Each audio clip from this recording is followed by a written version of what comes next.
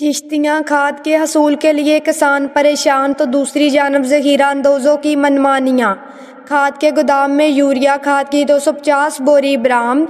Assistant director महकमा ज़राअत की कार्रवाई, खाद को अपनी तहवील में लेकर गोदाम सेल कर दिया।